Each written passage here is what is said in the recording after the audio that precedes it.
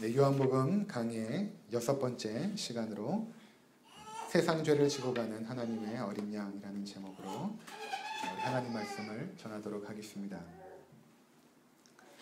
우리가 지금 계속해서 살펴보고 있는 내용은 무엇인가 하면 세례 요한의 증거를 우리가 살펴보고 있습니다. 왜 세례 요한의 증언이 중요한가에 대해서는 제가 지난주에 말씀드린 바가 있죠. 그래서 우리가 정말 신뢰할 만한 사람의 그 증언들은 어떠한 사실이 진리라는 것을 우리가 신뢰할 만큼 확신하죠. 그래서 그 당시에 정치적으로나 또 종교적으로 가장 인지도가 있고 신뢰를 받았던 그 세례 요한의 증언을 통해서 지금 이 글을 쓰고 있는 사도 요한이 예수님이 바로 하나님의 아들이다 라는 것을 지금 증언하고 있는 것입니다. 우리가 지난주 또 오늘 그리고 다음 주까지 이렇게 3번에 걸쳐서 이 세례 요한의 증언을 살펴보게 되겠는데 이렇게 3부분으로 나누어서 우리가 살펴보는 이유가 있습니다. 그래서 오늘 우리가 본문을 보니까 29절에 이튿날이라고 말씀이 시작이 되죠. 이튿날. 그리고 또 35절을 보니까 또 이튿날 이렇게 말하고 있습니다. 그러니까 지난주에 살펴본 내용은 첫째 날이고 또 오늘 살펴볼 내용은 두 번째 날, 그리고 다음 주에 살펴볼 내용은 세 번째 날이라는 것입니다. 그래서 요한이 이렇게 세례 요한의 증거를 3일로 구분해서 지금 우리 가운데 이 글로 나타내고 있다는 것입니다. 그 첫 번째 증언이 무엇이었는가 하면 나는 그리스도가 아니라는 것이죠. 나는 그리스도가 아닙니다 라는 것이었습니다. 나는 그리스도가 아니라 나는 단지 그리스도를 소개하는 그냥 소리일 뿐입니다. 이사야 40장에 예언했던 그 소리일 뿐입니다 라고 첫 번째 날에 증언했습니다. 그러면서 너희가 찾고 있는 그 메시아 그리스도는 이미 너희 가운데 오셨다라는 것입니다. 너희 가운데 너희가 알지 못하는 한 분이 있었으니 라고 26절에 말씀하면서 그분이 이미 우리 가운데 오셨다라는 것입니다. 그게 그 당시에 사내들인에서 파송된 그 지도자들에게 세례 요한이 증언했던 내용인 것입니다. 그리고 나서 이때에 지금 예수님께서 어디 계셨는가 하면 예수님은 세례 요한에게 이제 세례를 이미 받으시고 나서 광야로 들어가서 40일 동안 시험을 받으시죠. 그리고 나서 지금 이 세례 요한에게 오고 있는 중이셨어요. 이런 가운데 오늘 두 번째 장면이 펼쳐지는 것입니다. 그래서 지난주에 이제 말씀드린 것처럼 세례 요한이 예수님에게 세례를 베풀 때에 성령이 그 위에 이제 머무는 것을 이제 보게 됩니다. 그리고 귀로는 하나님의 음성을 듣죠. 이는 내 사랑하는 아들이요 기뻐하는 자라. 그렇게 세례 요한이 예수님의 그리스도 되심을 보게 되었던 것입니다. 아이가 많이 울어가지고 죄송합니다.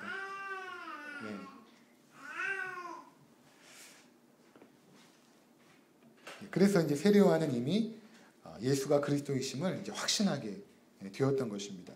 제가 지난주에 말씀드렸던 것은 세례를 받고 나오실 때에 세례 요한이 예수가 그리스도임을 알았다고 하는데 제가 다시 성경을 보니까 예수님께서 세례 요한에게 나오셨을 때에 세례 요한이 이렇게 말합니다. 내가 당신에게 세례를 받아야 될 것인데 왜 당신 나에게 세례를 받습니까? 이렇게 말한 것을 보니까 세례 요한이 이미 알았던 것 같아요. 그런데 세례를 받고 난 이후에 성령이 그 위에 머무는 것을 보고 하나님의 아들 그리스도라는 사실을 확신하게 되었던 것입니다. 그리고 세례 후에 예수님은 성령에 이끌려서 광야로 가셨죠. 그리고 거기서 이제 시험을 받으시고 세례 요한에게로 지금 오고 있습니다. 그리고 오늘 본문의 배경은 바로 요단 강가입니다. 이 요단 강가에서 수많은 사람들이 이스라엘 땅에서 각처에서 이 요한의 회개 메시지를 듣고 이 회개 세례를 받으려고 하는 수많은 사람들이 그 자리에 운집해 있었습니다. 근데 그 사람들에게 요한이 지금 세례 요한이 외치는 것이 무엇인가 하면 29절의 내용입니다.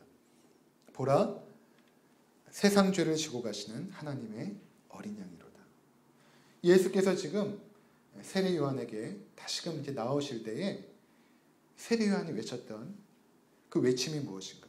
바로 저분이 바로 세상 죄를 지고 가는 하나님의 어린 양입니다. 라고 외쳤던 것입니다. 그래서 그곳에 있는 모든 사람들의 시선을 바로 예수님에게로 향하게 했다는 것입니다. 그것은 바로 소리로서의 세례 요한의 가장 중요한 사명이었던 것입니다. 그래서 저는 이러한 세례 요한의 그 모습을 보면서 바로 우리의 그 사명이 무엇인가, 또 교회의 사명이 무엇인가를 발견하게 됩니다. 그것은 바로 예수 그리스도를 보게 하는 것이죠. 지난주에 말씀드린 것처럼 우리도 소리로서, 좋은 소리로서 사람들로 하여금 예수 그리스도를 보게 하는 것, 향하게 하는 것, 그분을 따르게 하는 것, 그것이 바로 우리의 사명이고 교회의 사명인 것입니다. 이렇게 세례 요한은 그곳에 있는 모든 사람들을 예수님을 향하게 했습니다. 그리고 나서 그 첫 번째 증언이 바로, 두 번째 증언이 바로 그분이 여기 오셨다는 것입니다. 첫 번째 날의 증언은 그분이 이 땅에 오셨는데, 오늘 그 증언은 그분이 바로 이분이라는 것입니다. 그렇죠? 산헤드린에서 파송된 사람에게는 그분이 이미 오셨다. 그리고 오늘 요단강가에 운집해 있는 사람들에게는 그분이 바로 여기 계신다는 것입니다. 그리고 그분이 바로 하나님의 어린 양이라는 것입니다. 그때 그 걸어 나오시는 예수님의 모습이 어떠했을까 생각해 보았습니다. 우리가 영화나 그림에서 보는 것처럼 예수님의 모습, 우리가 영화 보면 이렇게 반곱슬로 이렇게 탁 내려오고 훤칠한 키에 인자한 얼굴, 그리고 하얀 피부에 환하게 웃는 그런 모습, 그리고 뒤에는 후광이 이렇게 비치고 그러했을까? 여러분 어떻게 생각하십니까? 그때 세례 요한이 보았고 또 많은 사람들이 보았던 그 하나님의 아들 그리스도의 그 모습이 어떠했을까? 성경에 보면 그렇지 않았던 것 같습니다. 나중에 요한복음 8장에 보면 예수님께서 아브라함이 나를 봤다. 내가 아브라함을 보았다. 이렇게 이야기하니까 그곳에 있는 그 유대인들이 거칠게 항변하면서 이렇게 말합니다. 네가 나이가 아직 50도 안 되었는데 아브라함을 보았다고 하느냐? 그렇게 말합니다. 그러니까 이 당시에 예수님의 나이가 30살이었거든요. 근데 사람들이 예수님의 나이를 50살 정도로 보았던 거예요. 그만큼 예수님께서 이 나타나는 그 외모의 모습이 굉장히 고생하고 또 얼굴이나 모든 그 모습이 힘들었던, 인간적으로 굉장히 고난을 많이 받았던 그러한 모습이었다는 것입니다. 예수님께서 살아온 그 인생의 과정이 그만큼 각박했던 것을 보여주는 것입니다. 그래서 이사야 선지자가 예언한 것처럼 그 예수님은 고운 모양도 없고 풍채도 없고 우리 눈에 보기에 흠모할 만한 것이 아무것도 없었던 것이죠. 근데 그렇게 생긴 분, 정확하게 어떤 분인지 모르지만 학자들은 얼굴이 하얗지 않고 오히려 아프리카 쪽에 가깝게 얼굴이 검했을 것이다. 그렇게 이제 말하기도 합니다. 그리고 정말 그 당시 사람들이 나이를 50으로 볼 정도로 굉장히 험악한 인생을 살았던 그런 모습의 얼굴이었을 것입니다. 근데 그분을 향해서 이렇게 외치는 것이죠. 여러분, 이분이 세상 죄를 지고 가는 하나님의 어린 양입니다. 이것이 바로 요한이 증언했던 두 번째 날의 메시지였던 것입니다. 그렇다면 이 요한의 이 증언의 의미가 무엇인가 오늘 우리가 좀 구체적으로 살펴보도록 하겠습니다. 이 세상 죄를 지고 가는 하나님의 어린 양이라고 했을 때에 우리말 표현에는 세상 죄를 지고 간다. 마치 등에 그 죄짐을 이렇게 지고 있는 모습으로 그려지는데 이 원래 의미는 그것이기보다는 세상 죄를 없앤다라는 의미가 있습니다. 세상 죄를 없애는 하나님의 어린 양이라는 것입니다. 그래서 우리가 세상이라는 그 요한복음의 의미가 무엇인지 함께 나눈 적이 있죠. 하나님께서 아름답고 조화롭게 창조한 이 세상이 인간의 죄악으로 말미암아 혼돈과 어둠 가운데 있는 그 세상. 그리고 그 세상에서 죄를 짓고 있는 그 인간들. 그 죄는 바로 하나님을 반역한 죄. 그렇죠. 하나님을 떠나서 내 자신이 스스로 하나님 자리에 서서 선악을 내 스스로 판별하여서 내 유익과 욕망을 살려고 했던 그 자기 독립의 선언, 그리고 스스로 하나님이 되어 살려고 하는 그 의지, 그것이 바로 그 죄의 근본이죠. 그래서 이러한 하나님을 떠나서 스스로 하나님 노릇을 하고 있는 그 인간의 모습을 성경은 죄라고 하는데, 바로 여기서부터 온갖 그 죄악된 행동들, 또 죄악된 말과 생각들이 나타나는 것이죠. 그래서 오늘 본문에 그 세상 죄라고 했을 때 이 죄는 하마르티아라고 해서 그 죄들이 아니라 죄라고 단수로 쓰고 있습니다. 그러니까 죄의 그 근본을 말하는 것입니다. 하나님을 떠난 그 죄의 근본. 또 거기서부터 파생되는 온갖 잡다한 죄의 열매들, 그 모든 것들을 의미하는 것입니다. 그런데 문제는 뭔가 하면 우리가 과연 이러한 죄를 없앨 수 있는가 하는 것입니다.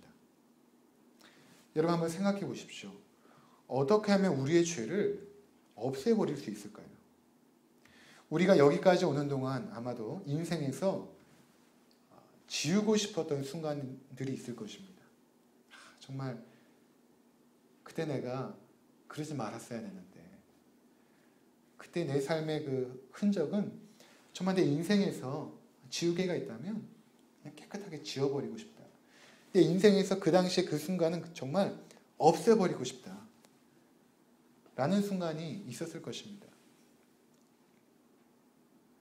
하나님 앞에서뿐만 아니라 사람 앞에서도 부끄러웠던 나의 그 죄악의 과거들. 근데 그 죄들을 우리가 과연 없애버릴 수 있을까요? 우리가 신부님에게 찾아가서 고해성사를 하면 그 죄가 없어질까요? 그렇지 않죠. 인간은 인간의 죄를 사할 권세가 없습니다. 모두가 죄인이기 때문에 우리가 어떻게 인간으로서 인간의 죄를 사할 수 있겠습니까? 그러면 우리가 그 죄의 대가를 치르면 그 죄가 사라질까요? 그렇다고 죄가 사라지지 않을 것입니다. 가룟 유다가 예수를 팔고 나서 그 죄책감에 자결을 하죠. 자살을 합니다. 그렇다고 해서 가룟 유다의 그 죄가 없어지는 것은 아닙니다. 그런데 예수가 우리의 죄를 없애는 하나님의 어린 양이라는 것입니다. 우리의 죄를 없애기 위해서 오신 하나님의 어린 양. 그렇다면 세례 요한은 왜 예수님을 다양한 여러 가지 표현이 있겠지만 왜 하나님의 어린 양이라고 소개를 할까? 죄를 없애는 하나님의 어린 양이라고 소개를 할까? 그것은 그 당시에 그곳에 운집해 있었던 그 사람들 뿐만 아니라 유대인들이 가지고 있었던 그 어린 양에 대한 인식 때문에 그렇습니다. 그들에게 어린 양이라고 했을 때에 가장 먼저 떠오르는 것은 창세기 22장의 사건입니다. 하나님께서 아브라함에게 어느 날 시험을 하시죠. 내가 내 사랑하는 아들 독자 이삭을 내가 내게 지시한 땅으로 가서 거기서 번제로 드리라고 하죠. 그래서 아브라함이 아들 이삭을 데리고 이제 모리아 땅으로 갑니다. 그래서 하나님께서 지시하신 그 산에 이르러요. 그래서 거기 이제 올라가는데 그 산에 이렇게 올라가는 중에 이삭이 묻습니다. 아버지, 불과 나무는 여기 있는데 번제할 어린 양이 어디 있습니까? 이렇게 묻죠. 그때 아브라함이 이렇게 대답합니다. 번제할 어린 양은 하나님이 자기를 위해서 친히 준비하실 것이다. 이렇게 이야기를 하죠. 그리고 이제 하나님이 지시하신 그곳에 이르러서 이제 번제단을 쌓고 그 위에 이삭을 올려놓죠. 그리고 칼을 들고 이삭을 잡으려고 할 때에 하늘로부터 음성이 들립니다. 아브라함아, 아브라함아, 내가 나를 정말 사랑하는지 내가 이제 알겠다. 네 아들보다도 네가 정말 여호와를 경외하는 줄을 내가 알겠다. 라고 하나님께서 말씀하시고, 그리고 나서 이제 아브라함이 보니까 한 양이 이 수풀에 걸려 있는 것입니다. 그래서 그 번제단 위에 있는 이삭을 내려놓고 그 위에다가 그 양을 올려놓고 아들과 아버지가 제사를 드립니다. 그리고 아브라함이 바로 그 땅을 뭐라고 부르냐 하면 이곳을 여호와일이라고 부릅니다. 여호와일. 그 여호와일의 뜻이 무엇인가 하면 하나님의 산에서, 여호와의 산에서 준비될 것이다. 이 여호와의 산에서 준비될 것이다. 그렇게 여호와 이레의 그 사건이 바로 그곳에서 펼쳐졌던 것입니다. 그리고 나서 이 사건이 계속해서 그들의 후손에게 전해지기 시작합니다. 그러니까 아브라함 당시에는 문자가 없었죠. 그러니까 이제 구전으로 계속해서 전해졌던 것입니다. 말에서 말로 이렇게 전해지다가 이제 모세 때가 되어서 모세가 그 사건을 사람들로부터 듣고 창세기 22장에 기록을 하죠. 그래서 모세가 거기 이렇게 말하고 있죠. 오늘날까지 사람들이 이르기를 여호와 이레라 하니라. 오늘날까지라고 했을 때 그것은 바로 모세가 글을 쓰고 있었던 그 당시 아닙니까? 그러니까 아브라함이 이삭을 번제로 드렸던 그 사건과 모세가 글을 쓰고 있는 사건 사이에는 660년이라는 간격이 존재합니다. 이 660년 동안 이 아브라함이 이삭을 번제로 드렸던 그 사건은 계속해서 자녀들에게, 후손들에게 증거되어져서 전파되어졌던 것입니다. 그래서 세례 요한이 하나님의 어린 양이라고 했을 때는 사람들이 바로 먼저 그 사건을 떠올렸던 것입니다. 그래, 아브라함이 이삭을 번제로 드리려고 할 때 하나님께서 준비했던 그 어린 양을 대신 드리시고, 그리고 아브라함이 하나님께서 자기를 위해서 친히 준비하겠다는 그 어린 양, 바로 그곳이 바로 모리아 산이었는데 바로 그 어린 양, 바로 그것을 떠올렸을 것입니다. 그리고 두 번째로 그들이 떠올렸던 것은 바로 유월절의 어린 양입니다. 유월절의 어린 양. 이 유월절 어린 양은 무엇인가 하면 이스라엘 백성들이 애굽에 압제해 있을 때 하나님께서 10가지 재앙으로 애굽을 심판하지 않습니까? 그때 그 마지막 심판이 무엇인가 하면 애굽 땅에 있는 모든 장자를 죽이는 것입니다. 장자들뿐만 아니라 첫 번째 난 태생들을 다 죽이는 거예요. 동물까지. 근데 하나님께서 이스라엘 백성들에게 어떻게 지시하시냐면 너희가 어린 양을 하나 잡아다가 가족 수대로 이렇게 잡으라. 잡아가지고 그 피를 이 문설주에 바르고 또 인방에 바르고, 그리고 나서 그 고기는 저녁에 너희가 구워서, 삶지는 말고 구워서 그 고기는 먹고 그 피는 인방에 발라라. 그리고 내가 저녁에 이제 그 땅에 내려가서 그들을 심판할 때에 그 피가 발라져 있는 곳을 내가 넘어갈 것이다. 하나님께서 넘어가신다. 그래서 유월절인 것입니다. 영어로는 Lord's Passover. 내가 그냥 넘어갈 것이다. 그렇게 이제 말씀하시죠. 그래서 그 유월절 의식을 출애굽 때 이스라엘 백성이 처음 행하고 나서 나중에 가나안 땅에 들어가서 계속해서 이 유월절 의식을 지내게 됩니다. 그래서 예수님께서 지금 세례 요한에게 오셨을 때, 그때 세례 요한이 하나님의 어린 양이라고 했을 때 그 당시에도 유월절 예식은 해마다 진행이 됐던 것입니다. 그래서 그들에게 이 유월절 예식은 축제와도 같은 날이었습니다. 자신의 조상들이 해방된 날을 기념하는 날이기 때문에 그날은 양을 잡아가지고 가정마다 구워 먹고, 그 양고기가 굉장히 맛있거든요. 그리고 그 향기가 굉장히 고소하고 좋습니다. 그래서 외국에서는 양고기를 굉장히 많이 즐겨 먹죠. 그러니까 그 유월절이 되면 그 양고기 굽는 냄새가 온 이스라엘 지역에 진동했던 것입니다. 그들이 바로 그 6월절에 그 어린 양을 기억했던 것입니다. 그리고 세 번째 어린 양이라 할 때 그것은 속죄 제사로 쓰이는 그 어린 양을 그들은 기억했습니다. 하나님께서 이제 출애굽하여서 이스라엘 백성들을 자신의 백성으로 삼으시죠. 그리고 하나님께서 그들에게 율법을 주십니다. 하나님의 백성으로 살아갈 수 있는 그 어떤 질서를 말하는 것이죠.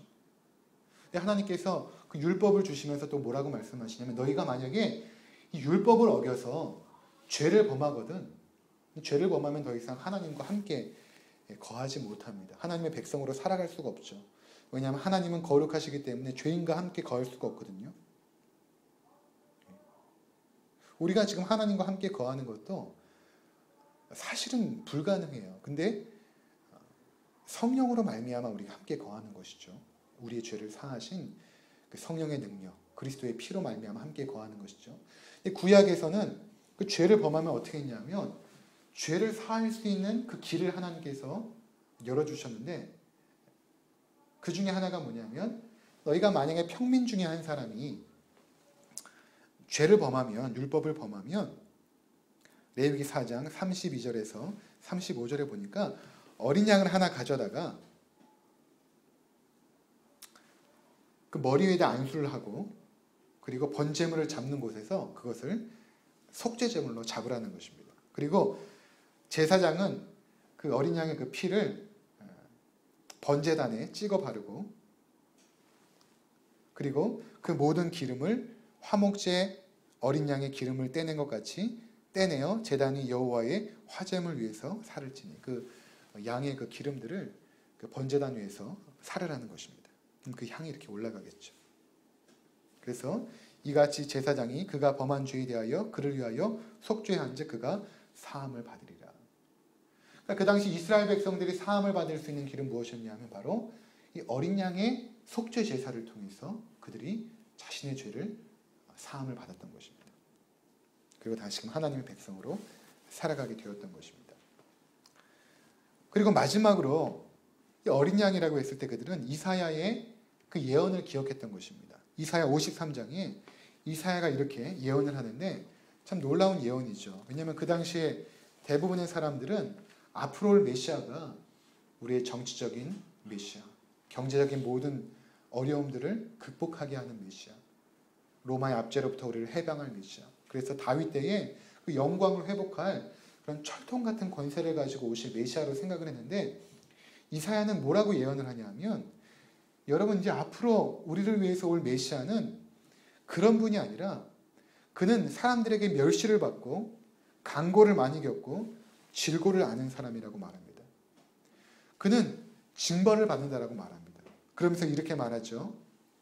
이사야 53장 6절과 7절에 보면 우리는 다 양 같아서 그릇 행하여 각기 제 길로 갔거늘 여호와께서는 우리 모두의 죄악을 그에게 담당시키셨도다. 그가 곤욕을 당하여 괴로울 때에도 그의 입을 열지 아니하였으며 마치 도수장으로 끌려가는 어린 양과 털 깎는 자 앞에서 잠잠한 양같이 그의 입을 열지 아니하였도다. 너희 가운데 메시아가 올 것인데 그는 정말 볼품 없을 뿐만 아니라 사람들에게 멸시를 받고 조롱을 받고 나중에는 도살장으로 질질 끌려가는 어린 양처럼 그렇게 질질 끌려가서 그렇게 죽음을 당할 것이다. 그렇게 이사야가 예언했던 것입니다. 이와 같이 어린 양의 그 제사 때문에 예수님 당시의 사람들은 하나님의 어린 양이라고 했을 때에는 이 모든 그 이미지들을 한꺼번에 떠올렸던 것이죠. 모리아산의 어린 양, 6월절의 어린 양, 속죄제물로서의 어린 양, 그리고 도살장으로 끌려가는 그 어린 양. 그 이미지들이 그들의 머릿속에 떠올렸던 것입니다. 당시 사람들이 구약의 4가지 성격의 어린 양을 다 떠올렸는지는 알 수 없습니다. 그러나 확실한 것은 이 글을 쓰고 있는 그 사도 요한만큼은 이 4가지의 모든 의미를 다 알고 있었다는 것입니다. 그리고 그 의미를 이제 예수님에게 적용하고 그분이 바로 지금 이것을 성취하고 있는 분이라고 우리 가운데 요한복음을 통해 소개하고 있는 것입니다. 그 구약에서 하나님께서 보여주셨던 그 어린 양이 이제 이 자리에 오셨다는 것입니다. 그래서 세례 요한이 외치는 소리가 되어서 그분을 향해서 외치고 있는 것입니다. 여러분, 바로 이분이 세상 죄를 지고 가는 그 하나님의 어린 양입니다.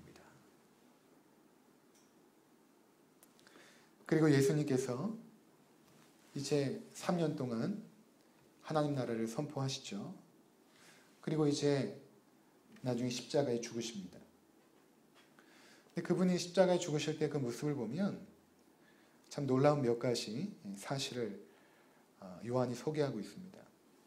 이제 그분이 이제 십자가를 지고 갈보리 언덕을 오르죠. 예수님께서 올랐던 그 갈보리 언덕은 아브라함과 이삭이 올랐던 그 모리아 산의 그 언덕이었습니다. 이삭이 자기가 죽을 그 나무를 지고 모리아 산을 오른 것처럼 예수님께서는 자신이 죽을 십자가를 짊어지고 갈보리 언덕을 오르죠. 그리고 그곳에서 예수님께서 죽임을 당하십니다. 근데 이날이 언제였는가 하면 요한복음은 이날이 유월절이라고 말하고 있습니다. 그러니까 유월절, 아까 말씀드린 것처럼 유월절은 1년 중에 가장 기쁨의 축제의 날이에요. 이스라엘 백성들이 자신의 해방의 날을 기념하여서 각 가정에서 양을 잡아서 미리 그 양을 다 준비합니다. 다 준비해 놓고 그 양을 이제 잡게 되죠. 유월절을 준비하기 위해서 그 저녁부터 이제 양을 잡아가지고 이제 고기를 분리해서 이제 그것을 이제 구워 먹게 되는 것입니다. 근데 그날 무슨 일이 벌어지냐면 요한복음 19장을 우리가 함께 보도록 하겠습니다. 요한복음 19장을 성경을 넘겨서 한번 보시기 바랍니다. 요한복음 19장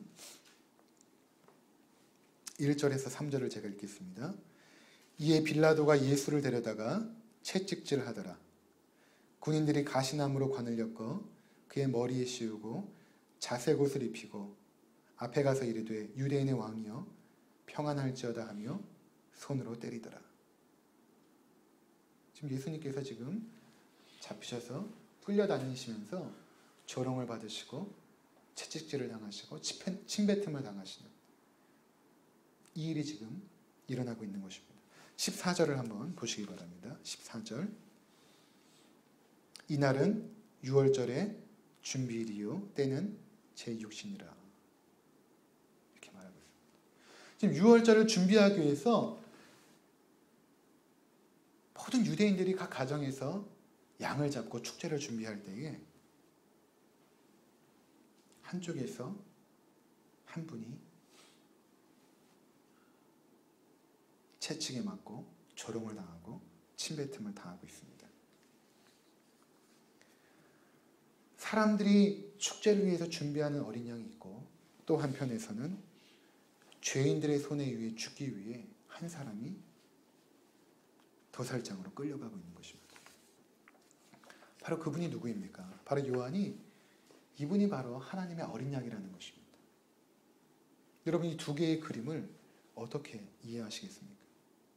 한쪽에서 어린 양을 잡아 해방의 축제를 준비하고 있고 그 해방의 축제는 하나님께서 이제 앞으로 오실 그 어린 양, 너희가 애굽에 노예된 상태에서 출애굽한 것이 바로 그 어린 양이 필요된 것처럼 앞으로 너희가 죄악으로부터 진정한 해방을 이루는 것은 하나님이 준비하는 그 어린 양 때문에 그렇게 될 것이다를 예표한 사건이 유월절 어린 양이었습니다. 완전한 그 죄의 노예 상태로부터 완전히 해방시킬 그 어린 양.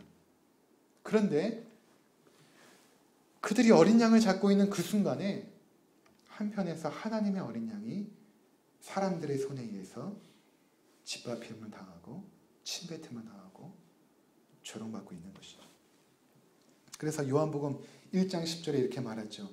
그가 세상에 계셨으며 세상은 그로 말미암아 지은 바 되었으되 세상이 그를 알지 못하였고, 예수님을 알아보지 못했던 것입니다.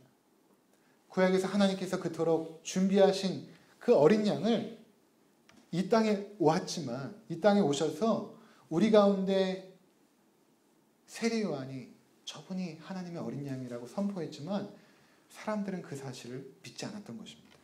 알아보지 못했던 것이죠. 그리고 요한은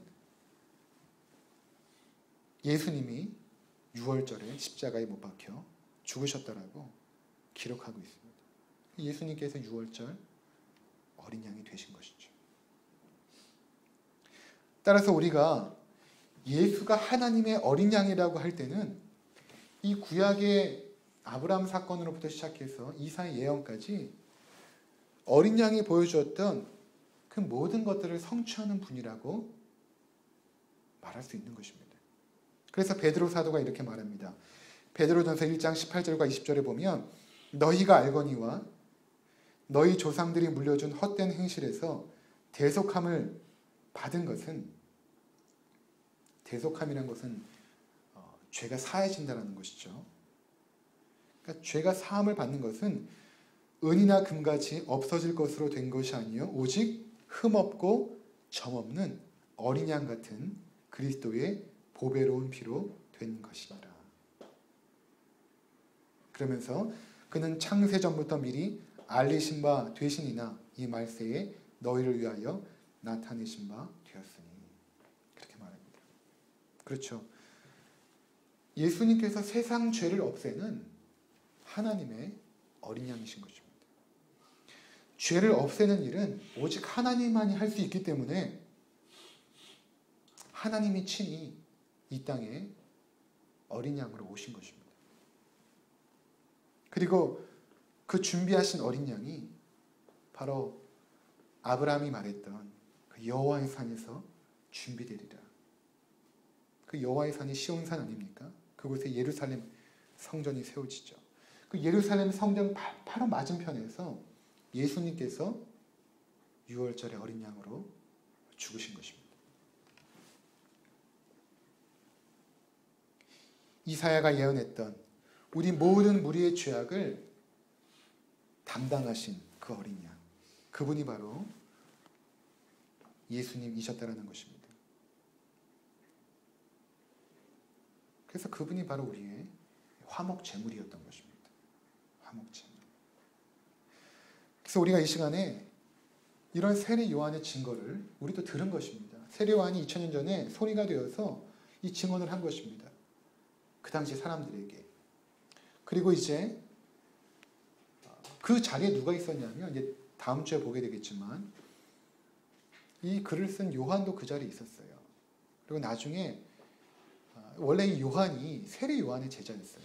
이 글을 쓰고 있는 요한이, 사도 요한이 세례 요한의 제자였습니다. 근데 세례 요한이 뭐라고 말하냐면 네가 저분을 따라가라 이렇게 말해요. 네가 저분을 따라가라. 그래서 이 사도 요한이 예수님의 제자가 됩니다. 그리고 이 글을 지금 쓰고 있는 거예요. 그러니까 이 증언이 얼마나 확실합니까? 그 증언은, 기록된 증언은 우리도 오늘 들은 것입니다. 세례 요한의 두 번째 증언. 그것을 사도 요한이 똑똑하게 듣고 이 글에 쓴 이 증언을 우리가 지금 보고 있는 것이에요. 그렇다면 이 증언을 듣고 나서 우리는 두 가지의 반응밖에 없습니다. 첫 번째, 이것을 믿던가 아니면 믿지 않던가. 그렇죠. 정말 2000년 전에 이 땅 가운데 오신 예수가 구약에서 계속해서 예언되어졌던 하나님의 어린 양임을 내가 믿던가 아니면 그것을 안 믿던가. 요한복음 3장 16절과 19절에 이렇게 말합니다. 하나님이 세상을 이처럼 사랑하사 독생자를 주셨으니 이는 그를 믿는 자마다 멸망하지 않고 영생을 얻게 하려 하심이니라. 그렇죠. 이것을 믿으면 영생을 얻는 것이죠. 왜 그렇습니까? 죄가 없어지니까. 그렇죠. 죄가 없어지니까 하나님과의 관계가 회복되죠. 하나님과의 관계가 회복되면 하나님이 우리에게 주시는 그 영생의 그 선물이 우리 가운데 들어오는 것입니다.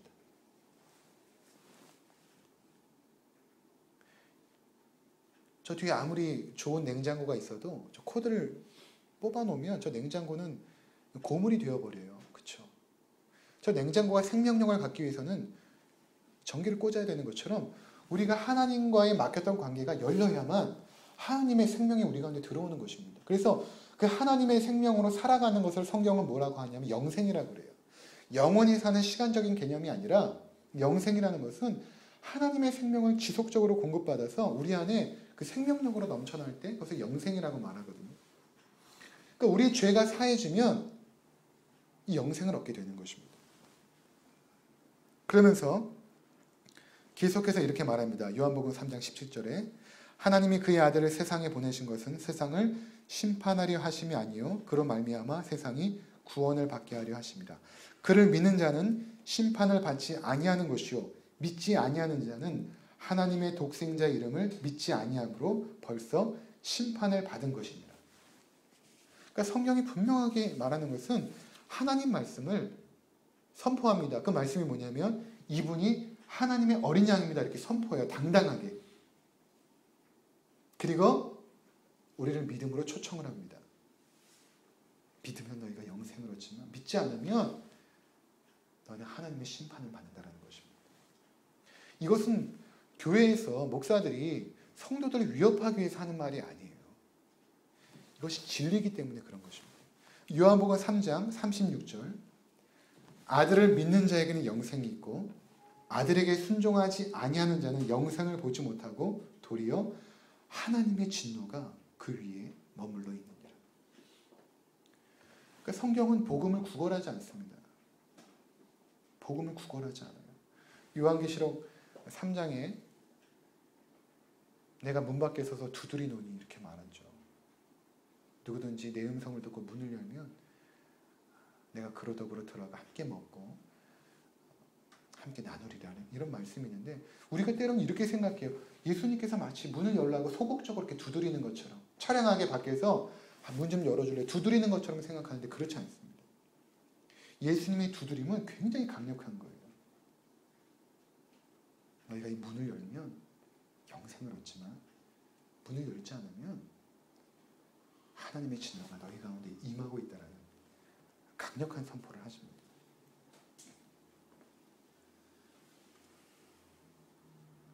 사랑하는 성도 여러분, 지난날 정말 잊고 싶은 그 죄의 기억들이 있습니다.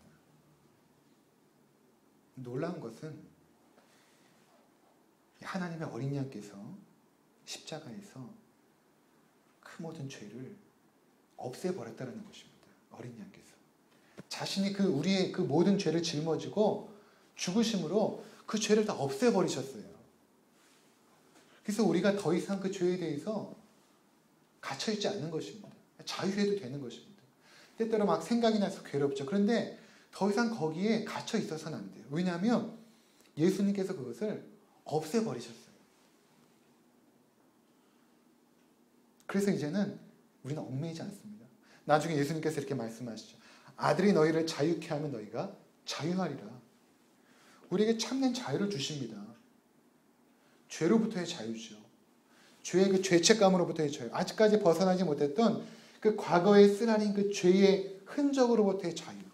죄를 없애주셨어요. 우리의 주홍 같은 죄를 흰눈처럼 깨끗하게 하시겠다라고 말씀하셨습니다. 그 일을 바로 하나님은 세상 죄를 지고 가는 하나님의 어린 양을 통해서 이루어주셨다는 것입니다. 우리의 과거의 죄뿐만이 아니에요. 우리의 현재의 죄뿐만 아니라 앞으로 우리가 짓게 될 그 죄까지도 우리 삶에 있을 그 모든 죄까지도 하나님이 짊어지시고 십자가에서 죽으신 것입니다. 그것이 바로 어린 양 되신 예수 그리스도예요. 그래서 그 죄가 완전한 것입니다. 완전한 것이. 어떤 부분은 용서되고 어떤 부분은 용서하지 못하는 것이 아니라 우리 삶의 모든 죄들을 완전하게 어린 양 예수 그리스도께서 십자가에서 없애셨다는 것입니다. 도말하셨다는 것입니다. 그래서 성도들이 그 어린 양 되신 예수님을 찬양하는 것입니다. 요한계시록 7장에 보니까 이 사도 요한이 나중에 이 반모섬에서 하나님께서 환상 중에 천상에서 예배하는 모습을 보여주시거든요. 그러니까 우리 성도들이 지금 천상에서 이렇게 예배하고 있어요. 그들의 예배의 모습을 이렇게 표현합니다. 요한계시록 7장에 일 후에 내가 보니 각 나라와 족속과 백성과 방언에서 아무도 능히 셀 수 없는 큰 무리가 나와. 모든 족속과 민족 가운데서 정말 셀 수 없는 큰 무리가 이제 나오고 있다는 것입니다. 나오는데 흰 옷을 입었다는 것은 그들의 주홍 같았던 더러웠던 옷이 예수님께서 다 발가벗기시고 흰 옷을 입혔다는 것입니다. 깨끗한 흰 옷. 더 이상 죄가 없이 너희들은 완벽하게 의인이 되었다는 것을 상징하는 것이죠. 흰 옷을 입고 손에 종려가지를 들고 보좌 앞과 어린 양 앞에 섰어. 보좌는 하나님이 좌정에 계신 곳. 그리고 그곳에 바로 어린 양이 계시죠. 어린 양 앞에 서서 큰 소리로 외쳐 이르되 구원하심이 보좌에 앉으신 우리 하나님과 어린 양이 있도다. 그렇게 이제 찬양을 합니다. 그렇게 하니까 그곳에 있었던 모든 천사가 그리고 보좌에 있었던 그 장로들이라는 것은 구약과 신약의 그 모든 하나님의 백성들의 대표를 말하는 것입니다. 또 네 생물의 주위에 있다. 네 생물의 천사들이죠. 그곳에 있었던 그 모든 하나님의 백성들이 보좌 앞에 얼굴을 엎드려 땅에 대고 엎드려서 땅에 대고 하나님께 경배하여 이르되 아멘. 찬송과 영광과 지혜와 감사와 존귀와 권능과 힘이 우리 하나님께 세세토록 있을지어다. 아멘. 그리고 찬양을 합니다. 우리가 오늘 예배를 시작하면서 그 하나님의 어린 양에 대해서 찬양을 하지 않았습니까? 그러니까 이 찬양을 지금 천상에 있는 우리 성도들이 이 찬양을 지금 하고 있는 것입니다. 우리의 구원을 찬양하는 것이죠. 우리의 모든 죄를 없애시고 하나님의 백성 삼아서 이제는 하나님과 영원토록 그 영생의 축복을 누리게 하신 보좌에 앉으신 하나님과 그 어린 양 예수 그리스도, 그분을 찬송하는 것입니다. 아무쪼록 평생토록 우리 죄를 사해 주신 그 어린 양 예수 그리스도를